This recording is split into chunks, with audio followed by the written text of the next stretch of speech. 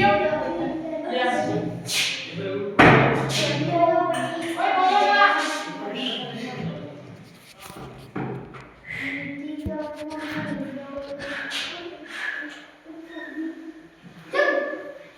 हम इस चैप्टर के बारे में पढ़ेंगे सुनो चुप इस चैप्टर के बारे में पढ़ेंगे आप बताओ इस चीज को क्या नाम बोलते हैं पपीता इसको पपीता सब्जी है इसको